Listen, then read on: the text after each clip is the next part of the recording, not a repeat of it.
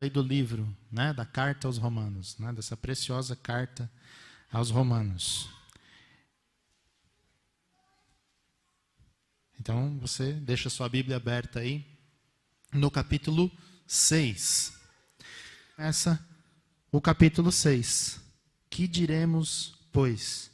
Permaneceremos no pecado para que seja a graça mais abundante? Até porque ele termina o verso 21 dizendo, né, o seguinte: onde havia o pecado, superabundou a graça. Aí o pessoal pode erroneamente concluir que, então, quanto mais eu pecar, mais graça eu vou receber. Então o apóstolo vai discorrer aqui nesse capítulo 6 dizendo o seguinte, explicando para mim e para você que não é bem assim, né? E ele vai introduzir agora uma outra, né, um outro componente daquilo que a gente chama de salvação, que é o projeto. Na verdade, o projeto eu que estou falando, né?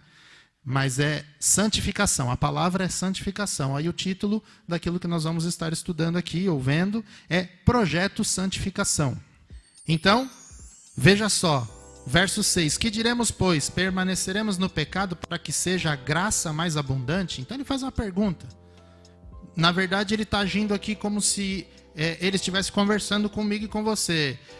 No cinema, o pessoal chama isso de, como é que é? Quarta parede, né? Porque no cinema, vocês sabem, né? Quando você está vendo um filme, o camarada está lá, ele olhando para o personagem, aí de repente ele vira e fala com você, então, você está sabendo o que vai acontecer? É mais ou menos isso que o apóstolo está fazendo aqui.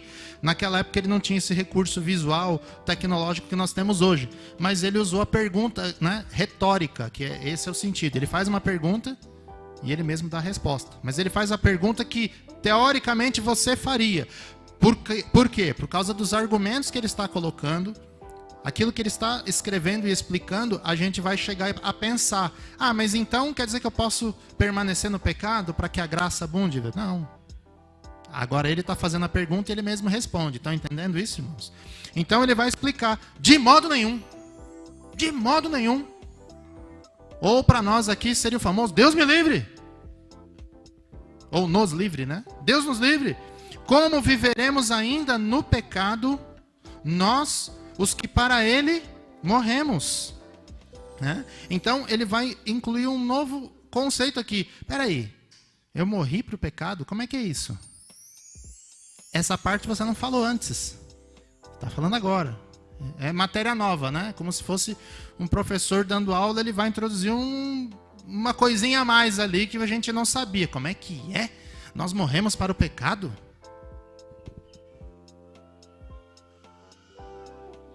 E aí ele vai explicar aqui. Nós, os que para ele, pecado, morremos. E aí ele vai explicar. Verso 3, né? Ele vai explicar do verso 3 ao 5 aqui. Ele vai explicar o seguinte. Ou porventura, ignorais que todos nós fomos batizados, ou todos nós que fomos batizados em Cristo Jesus, fomos batizados na sua morte? Fomos, pois, sepultados com ele na morte pelo batismo, para que, como Cristo foi ressuscitado dentre os mortos pela glória do Pai, assim também andemos nós em novidade de vida. E no verso 5 ele vai unir o raciocínio.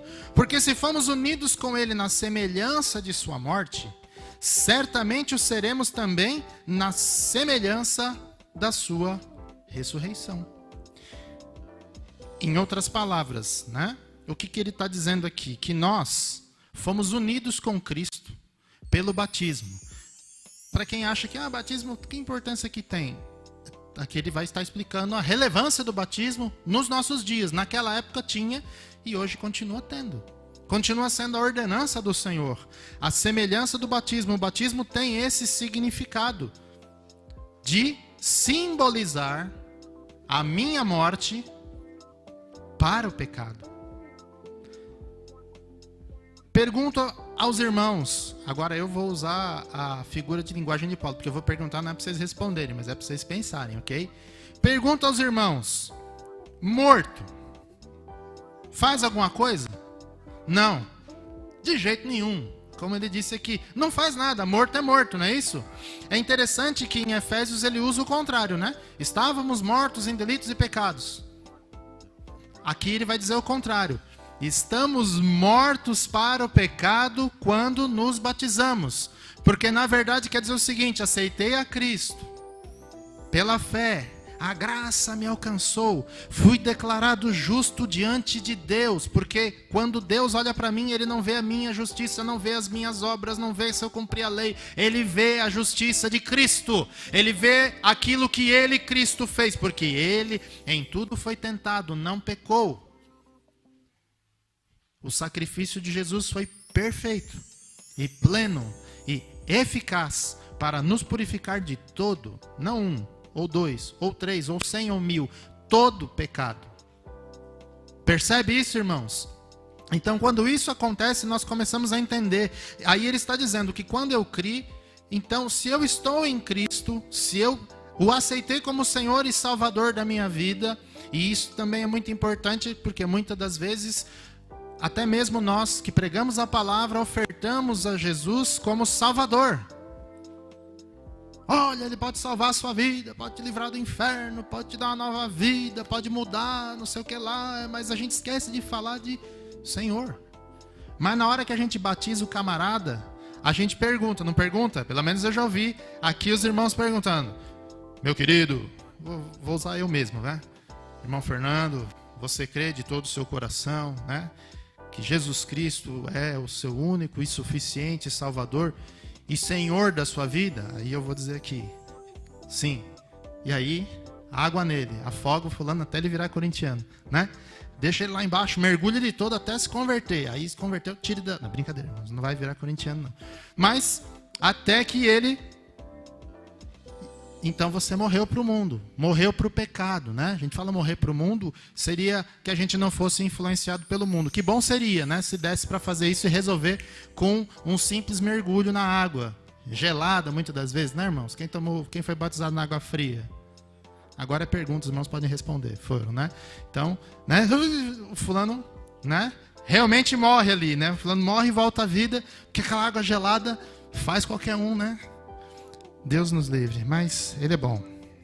Ele é bom. Então aqui, irmãos, ele está dizendo, né, e essa é a aplicação que a gente já pode tirar daqui, até porque eu não vou conseguir voltar, né, depois, é que Cristo, quem está em Cristo, quem tem que viver uma nova vida. Porque é o que ele disse aqui. Fomos sepultados com Ele na morte pelo batismo. Então a figura é, eu fiz todo esse processo, passei por esse processo de crer em Jesus Cristo e tal. Então, quando eu tomo a decisão de me batizar, de descer as águas em ordenança, em obediência, em gratidão a Deus, por Ele ter me salvado, eu vou me batizar, eu estou testemunhando para as pessoas que assistem que eu morri para o pecado. Esse é o sentido. O que simboliza é isso aí, que você morreu para o pecado. Então, maravilhosamente deveria acontecer o quê? A gente não deveria pecar mais, né? É isso que é a segunda pergunta que passa na cabeça da gente, né? Mas aqui ele está dizendo, né? Fomos sepultados com Ele pela morte do batismo, para quê? Como Cristo ressuscitado dentre os mortos pela glória do Pai. Aí ele está dizendo, porque Cristo quando morreu e ressuscitou, Ele não ressuscitou com o corpo igual ao que era. Era o mesmo corpo, porém um corpo bolado, bombadão. Um corpo glorificado. Jesus ressuscitou em corpo, irmã. Jesus ressuscitou num corpo físico. Corpo esse capaz de ir ao mundo espiritual e também estar aqui. E ele continua com esse corpo, amém, irmãos? Jesus tem um corpo. Ah, eu não sabia, fique sabendo. Né? Porque tem gente por aí que ensina que Jesus é alma penada, é Gasparzinho. Mentira. Do diabo. Jesus tem corpo. Ele apareceu para os discípulos depois de morto. Comeu peixe. Comeu um favo de mel. Apareceu por 40 dias. Foi tocado. O Tomé tocou lá, ó. Colocou o dedo na ferida assim, atravessou na mão dele, né? Não sei se fez isso, né? Mas tocou, porque Jesus falou, toca no meu lado aqui. Tinha corpo ou não tinha? Tinha. E aqui o conceito, né, que ele está passando é, no verso 5, fomos unidos com ele na semelhança de sua morte. Por quê, irmãos? Porque nós ainda continuamos morrendo. Mas nós morremos e não ressuscitamos ainda. Mas vamos ressuscitar. Por quê? Porque ele ressuscitou. E a semelhança, né, no sentido, né, de que seremos também na semelhança de sua ressurreição, né, é no sentido de que nós um dia também haveremos de ressuscitar. A semelhança, né, o sentido de semelhança é esse, né? E assim como Cristo, então, passou a ser, podemos por assim dizer, né, ter um novo corpo, nós também deveríamos viver, então, em novidade de vida. Se pecávamos antes, rotineiramente, costumeiramente, habitualmente, eventualmente, aquilo que se caracteriza num contrato de terceirização de relações interpessoais que o camarada pode ir lá cobrar direitos trabalhistas. É habitual? É consensual? É todo dia? É toda hora? Fim, então ele é funcionário seu. Não! Estão entendendo, irmãos? O sentido é esse. Se é toda hora, se é todo dia, se não tem controle, se é solto, então não teve mudança nenhuma. Agora, se começa a haver uma resistência, se começa a haver uma mudança, se começa a ver, peraí, mas isso está errado, Senhor, né? Se começa a ver é que Deus está trabalhando. E aí nós vamos entender o que se chama, ou o que é esse trabalho, né? Daí do verso 6, diz, sabendo isto, que foi crucificado com ele o nosso velho homem. Aí ele vai dizer, olha, primeiro fomos mortos à semelhança do batismo. Agora ele vai dizer de que jeito, né? Dá a entender aqui, né? Foi crucificado com ele o nosso velho homem. Então aqui ele está fazendo o complemento daquilo que nós talvez não estivéssemos entendendo. O velho homem o quê? A velha natureza. A natureza pecaminosa. A natureza que era controlada pelas suas paixões, pelos seus desejos, pelos seus sentimentos. Quer sejam bons, quer sejam ruins, era controlada por eles. E esse é o sentido que ele já começa a colocar aqui. Por quê? Porque ele vai falar sobre uma palavra muito interessante aqui, né? Foi crucificado com ele o nosso velho homem para que o corpo do pecado... Corpo do pecado. Corpo do pecado não é o nosso corpo aqui que faz o pecado, mas o corpo do pecado é aquela maçaroca, né? Seria o apóstolo usando uma figura de linguagem para dizer o seguinte: o montante, aquele bando, aquele monte de pecados por pensamento, por palavras e por atitudes que você fazia, isso aí foi destruído. É isso que ele está dizendo. Foi crucificado, está preso na cruz. Para quê? Para que não sirvamos o pecado como escravos. O conceito que o apóstolo está passando para mim e para você aqui é simples. Ele só está dizendo o seguinte, é quase um eco, na verdade né? Um eco daquilo que Jesus disse. Todo que comete pecado é escravo do pecado. É o que ele está dizendo. Se a pessoa não consegue se controlar, se a pessoa não oferece nenhuma resistência ao pecado, então ele é escravo, né? É como você falar para um dependente químico, o dependente químico do álcool, mas eu bebo, não sei o que lá, tal, mas fala, filho, você é livre? Sou, tenho controle aqui do meu, então para de beber. Ele não consegue. Isso é ser escravo. Bem simples. Isso é ser escravo. Mas eu não consigo. O camarada é viciado no jogo. Ele não consegue ver uma... Antigamente tinha aqueles negócios de... Isso, caça-níquel. Ele não consegue ver. Ele vai lá, recebe o pagamento, ele já vai direto ali. Gasta o pagamento dele todinho. Ou o camarada que é viciado em jogo de loteria, de bilhete premiados. Né? Ele não consegue. Isso é ser escravo. O conceito é esse. Isso é ser escravo. O camarada é escravo daquilo. O camarada é viciado em sexo. Não consegue. Vai lá na pornografia, né? Não consegue. Isso é ser escravo. Esse é o conceito. É isso que ele está dizendo aqui. Não sirvamos o pecado como escravos. Porque aqui o apóstolo também está colocando o seguinte detalhe. Porque eventualmente, não casualmente, há uma diferença aí. Eventualmente, você vai pecar. Mesmo tendo esta nova natureza, mesmo tendo sido sepultado lá no batismo, mesmo tendo sido crucificado com Cristo, eventualmente você vai continuar pecando. Por quê? Porque você tem a velha natureza aí. Mas gente, não morreu, não está morto lá? Não, é símbolo. É símbolo. Ali no batismo, para a gente marcar uma data, porque na verdade isso acontece antes, né? A gente se batiza depois, né? Que se converte, não antes. A gente se batiza porque já ocorreu dentro de nós um processo interno. Fé, arrependimento, conversão. Isso é tudo o lado humano, tudo a gente que responde mediante o chamado, mediante a eleição, mediante aquilo que Deus faz na nossa vida, a justificação, quando a gente aceita, né, que são as coisas que a gente está recebendo, aí daí para frente vai ter uma resultante disso. E que resultante é essa? Nós vamos chegar nela aqui. Calma, os irmãos estão apressados. Porquanto quem morreu está justificado do pecado, né? Então, versos 6 e 7, a ênfase é a destruição do corpo, porque aí não haveria mais resquício, né, para que não fôssemos, ou que não fôssemos feitos escravos do pecado. Eventualmente vai pecar? Claro que vai. Porque senão, irmãos, a gente cairia em contradição.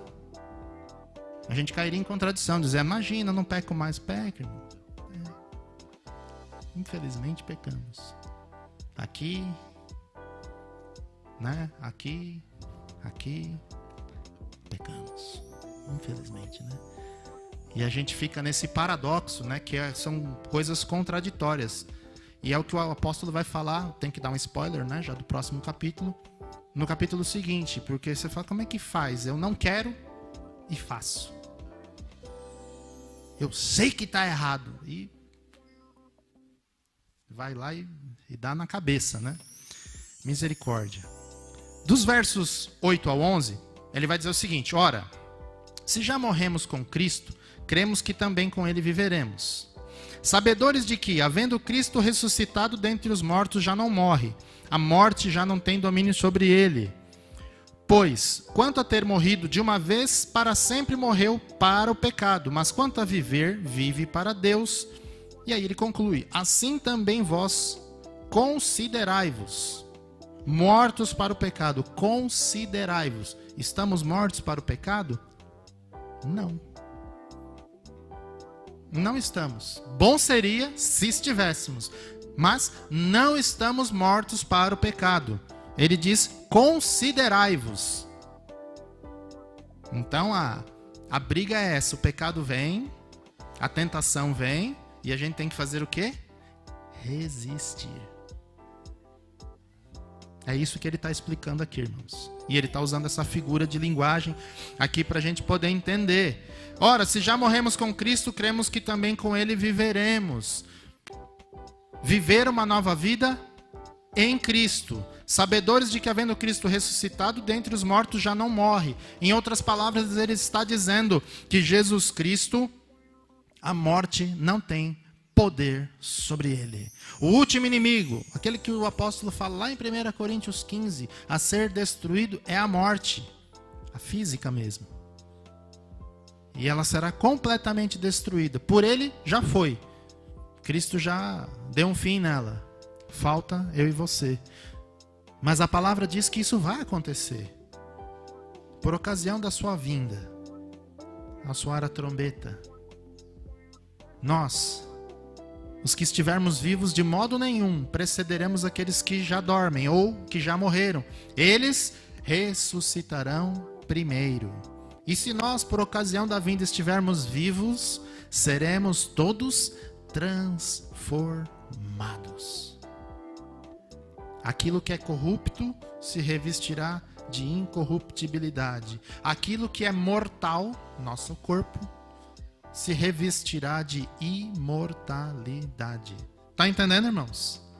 Percebe aquilo que o apóstolo está colocando? Mas até lá, Até esse dia, o que eu faço, irmão? O que nós fazemos?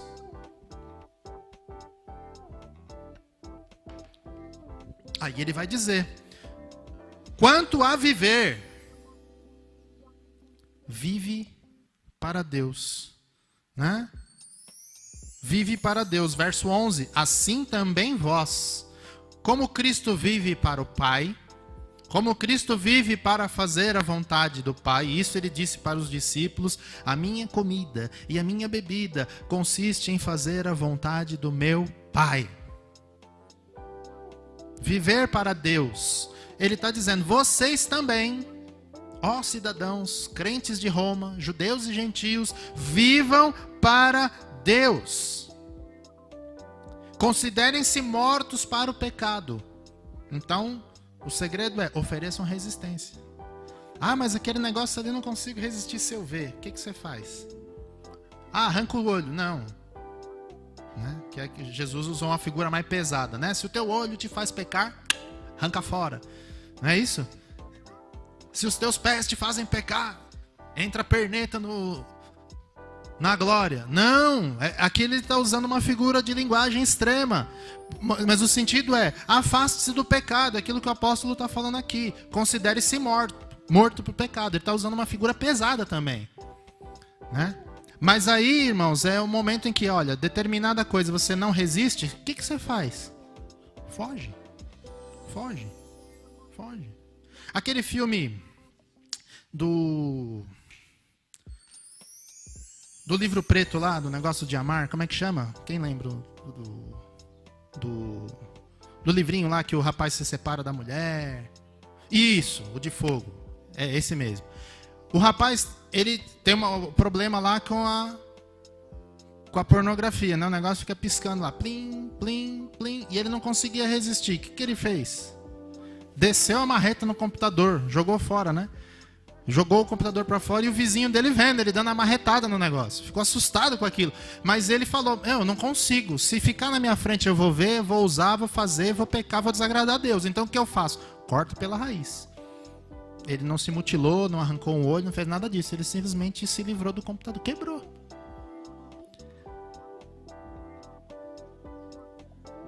Será que a gente quebraria?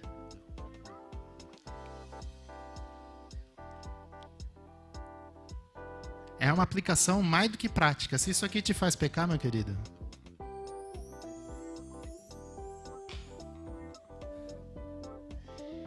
mas isso fica para os irmãos pensar. Isso é retórico, tá, irmão? Aí você avalia aí, né?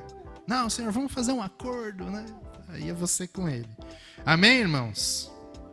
Entenda isso. Verso 12. O que tem no verso 12? Não reine, portanto, o pecado em vosso corpo mortal, de maneira que obedeçais às suas paixões. Não reine. Não reine. O contexto aqui, ele trata o pecado como se fosse um senhor, né, um vassalo, um senhor feudal. É você o vassalo. Vassalo suzerano, suzerano é quem manda.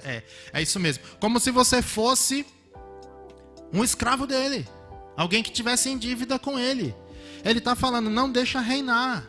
Não reine o pecado em vosso corpo mortal, de maneira que obedeçais às suas paixões. Isso que o apóstolo está falando aqui no capítulo 6, verso 12. Sabe aonde que ele vai concluir esse raciocínio aqui?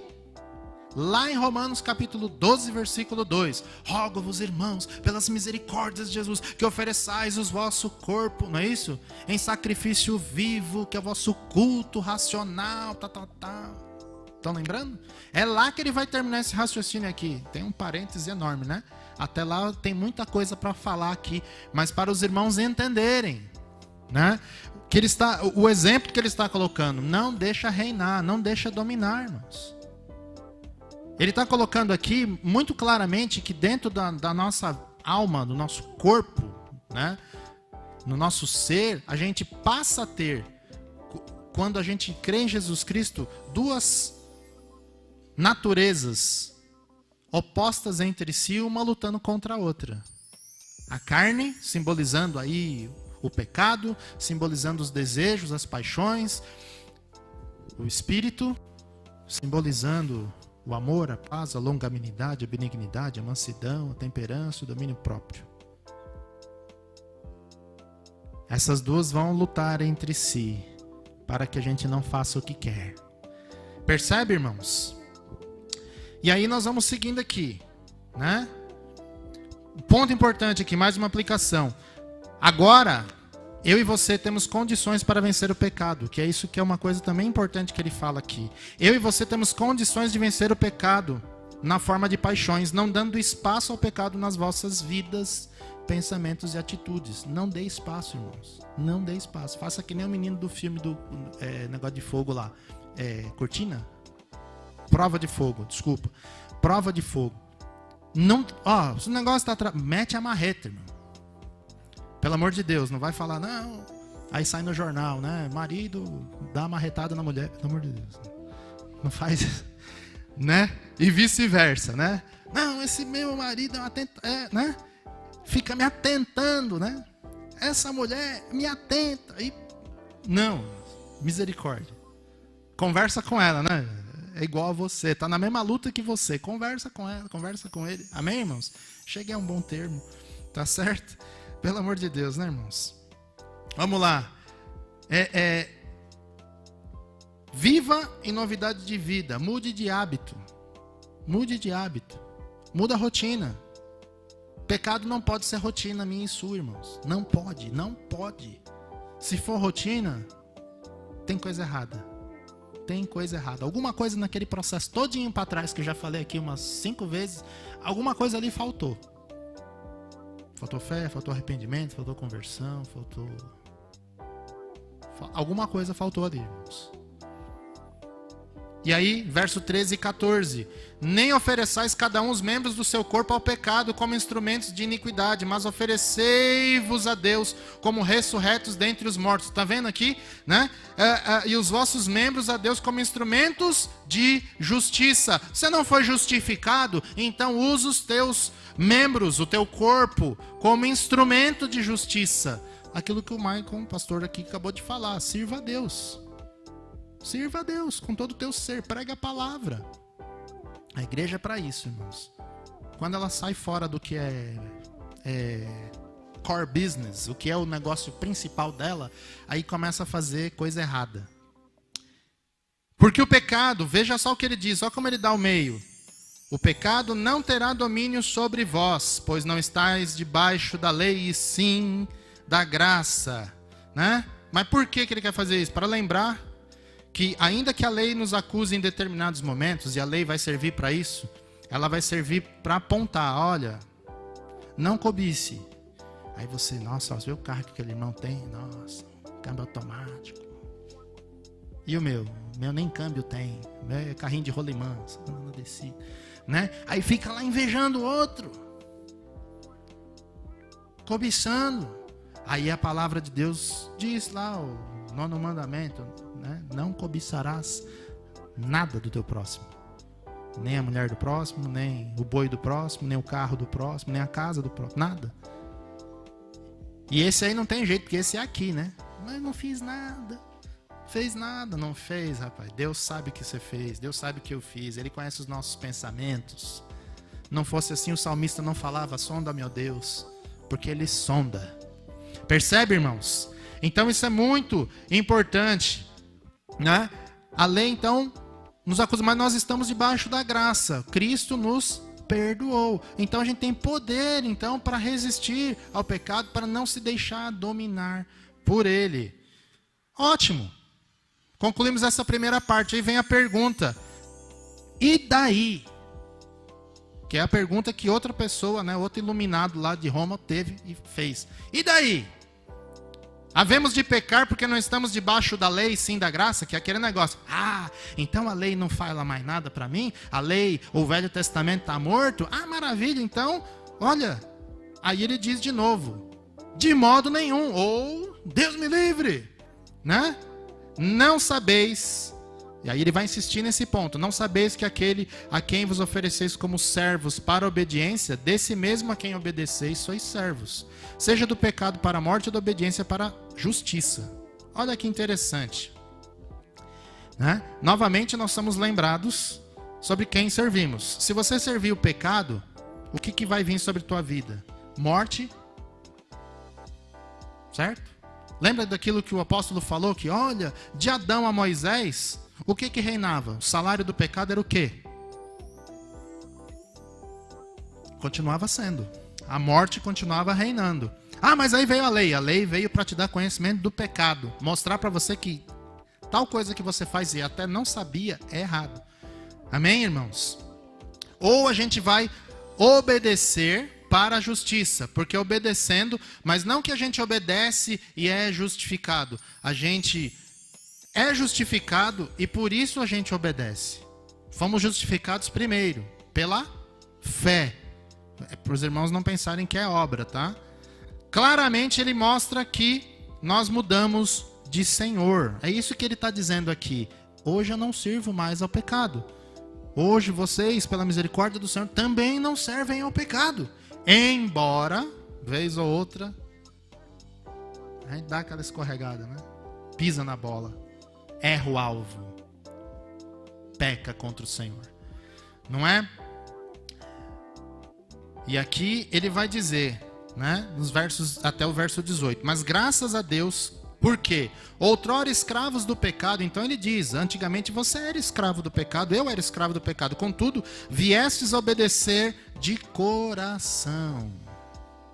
Aí ele está falando uma outra coisa muito importante que eu e você precisamos ter, obediência de coração. Porque tem gente que obedece porque, falaram para mim que é bom. Olha, disseram para mim que isso era o certo.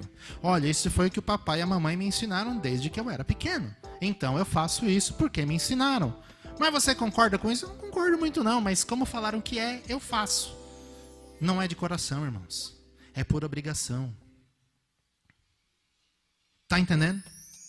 E se é por obrigação, não vale. Eu faço porque eu sou obrigado. Porque por mim mesmo eu queria era me esbaldar. Então. Mas aqui ele está dizendo outra situação. De coração. Viestes a obedecer. Está falando para eles e fala para nós também, graças a Deus. Vocês vieram a obedecer de coração. A forma de doutrina, que é o ensino, a que fostes entregues. O conhecimento de Cristo, da sua palavra, do Evangelho. E uma vez libertados do pecado, fostes feitos... Aí ele, nossa, mas espera aí, gente. O Senhor me libertou, o Senhor me tirou da escravidão do pecado e agora eu sou escravo da justiça? Servos da justiça. Servo, escravo são sinônimos. Então nós somos escravos de novo. Isso aqui, irmãos, é para lembrar que nós somos livres em Cristo. Sim, mas livre para fazer o que quiser? Não. Nós somos livres para servir a Cristo. Você é livre para servir a Cristo. Em que sentido? Você tem poder de Deus para resistir ao pecado. E quando você resiste ao pecado, quando você não quer atender aos seus desejos e paixões em primeiro lugar, mas em primeiro lugar você quer agradar a Deus, você está servindo a justiça. Amém, irmãos? Essa mudança precisa acontecer na minha vida e na tua. Ela tem que ter acontecido, né? Porque aqui não tem ninguém novo na fé, né? Então a gente precisa lembrar disso. Precisamos ter isso em mente, né? O apóstolo então falou isso até o verso 18. Uma vez liberto, fosse feito servos da justiça. E agora ele vai falar, vai introduzir uma palavrinha nova aqui para nós. Falo como homem por causa da fraqueza da vossa carne. Então ele está reconhecendo que ainda que a gente queira, a gente é fraco. Não é isso?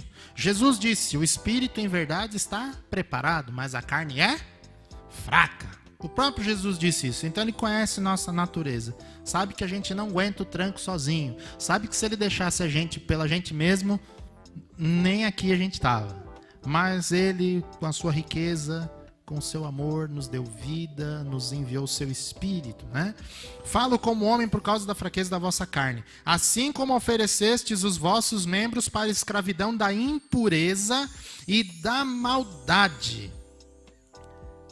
para a maldade, assim oferecei agora os vossos membros para servirem à justiça para a santificação. E aí ele inclui uma nova, né, um novo ensino aqui. O projeto de santificação está aqui. A santificação, que é, né, que às vezes a gente fala, enfeita o pavão de um jeito, nada mais, nada menos do que você afastar-se do pecado cada vez mais e tornar-se a semelhança, não igual, né? Semelhança de Cristo. Isso é santificação. E é assim que a gente deve viver até que aconteça aquele negócio lá da gente ressuscitar no último dia, ou ser transformado no último dia. Mas até lá, de que jeito eu devo viver? Em santificação. É que ele está explicando: ofereçam vossos membros, ofereçam o vosso corpo, porque vocês ofereceram no passado para fazer aquilo que era ruim, né? O que ele está dizendo no sentido aqui de impureza, podemos pensar em imoralidade sexual, podemos pensar em coisas, né, em pensamentos que você planeja, né, mal a nós mesmos, no sentido de imoralidade, e maldade, para a maldade, seria aí em relação ao próximo. Então, em relação a você mesmo e em relação ao próximo. É isso que ele está falando. Olha, você fazia o mal para você. Você vivia na balada, você se drogava, você não dormia, você só comia bacon. Não sei por que veio esse pensamento, né? Bacon é tão bom, não é isso? Mas não é verdade, irmãos? A gente fica pensando essas coisas. A gente fazia o mal para nós mesmos. Ah, mas é bom, vou tomar aqui mesmo.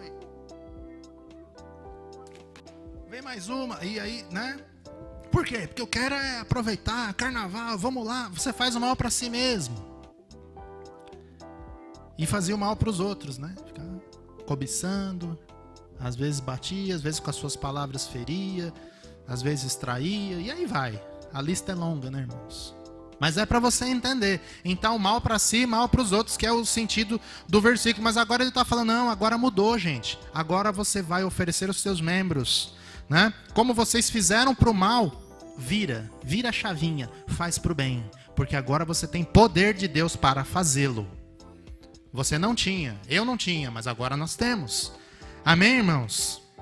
E aí ele vai dizer aqui, ó, versos 20 e 21. Porque quando eres escravos do pecado, estáveis isentos em relação à justiça. Em que sentido? Se eu estava servindo ao pecado, eu estava isento em relação à justiça porque eu não conseguia cumpri-la. Esse é o sentido.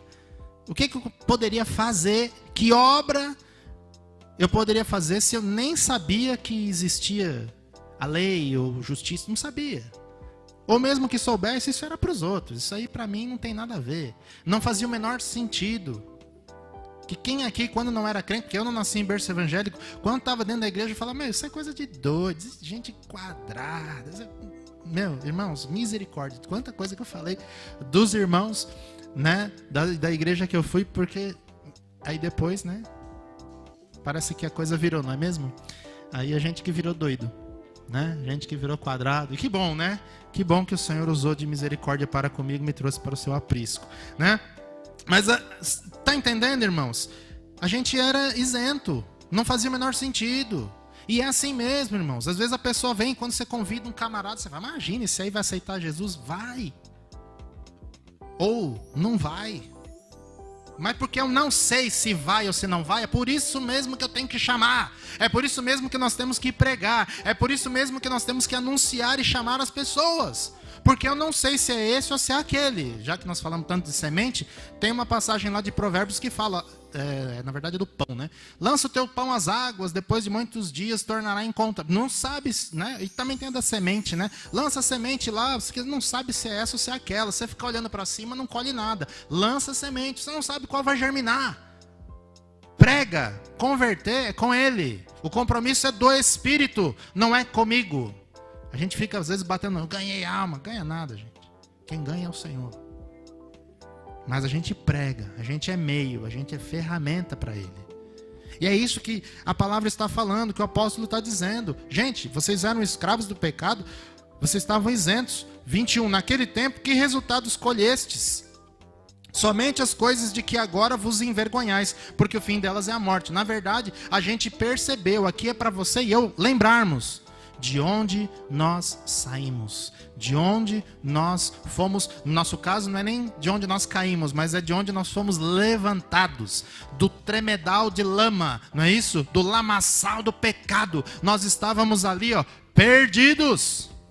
É por isso que esses camaradas que são os mais ruins, aqueles que, né, estavam mais afundados, já tinha passado 3 dedos para baixo da lama, já não estava mais respirando. Esse camarada, quando ele sai e que ele consegue respirar e que ele tem uma nova vida, a gente vê, né? O camarada pregando, sai, prega até para poste, né? Ô, poste, você já ouviu falar do amor de Jesus? Não é isso, irmãos? Porque ele sabe de onde ele saiu, irmãos.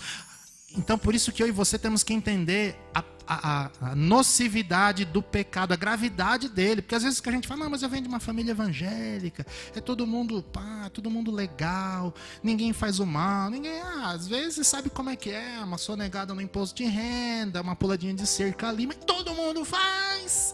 Então, irmãos, está errado. A gente não pode ser definido pela média. Porque pela média vai todo mundo pro buraco. Que quem não crer já está condenado. É essa que é a pegada, né, irmãos? É isso que nós temos que entender. E aí, tendo sido transformados em servos de Deus, nós temos condições de produzir frutos para a santificação. Veja só aqui, ó. Naquele tempo, o resultado é a morte. Agora, porém, verso 22, libertados do pecado, transformados em servos de Deus. Olha só, não é uma coisa que eu fiz, não é uma coisa que você fez, é uma coisa que Ele fez em nós. Ele nos transformou, mudou a nossa natureza. É isso que está dizendo aqui. Porque o salário do pecado é a morte, mas o dom gratuito de Deus é a vida eterna em Cristo Jesus, nosso Senhor. Salário do pecado, pagamento, resultado do seu trabalho no pecado, morte. Mas o dom gratuito de Deus é a vida eterna. E aí ele termina, vírgula. Porque se fosse a vida eterna, você fala, é só eu fazer obras de justiça, serei salvo. Não, em Cristo Jesus. Dizendo de novo que fora dele não tem vida. Fora dele não tem justiça. Fora dele não tem poder para resistir ao mal. Amém? Santificação, ela é consequência, então, pra você entender, da justificação. Justificação é consequência da fé em Cristo Jesus. Meus irmãos, guarde isso no seu coração. Vamos, para a glória de Deus, tentar viver para agradar a Ele. Vamos oferecer o nosso corpo, né? Vamos oferecer a nossa mente, o nosso coração, como diz aqui, né? Para servir ao Senhor. Nosso fruto para a santificação. Porque se a gente perseverar assim, e é natural que a gente persevere, porque Deus nos capacita a isso, o final disso é a vida eterna. Porque se a gente não fizer isso, irmãos, entenda, o que o apóstolo tentou dizer aqui, tentou não, né? Disse com excelência, é o seguinte, irmãos, uma pessoa que se converteu, que aceitou a Jesus, de coração, ou seja, o negócio foi de verdade, foi para valer, e ele viver em pecado, todo dia, toda hora, todo momento, não conseguir parar, não conseguir.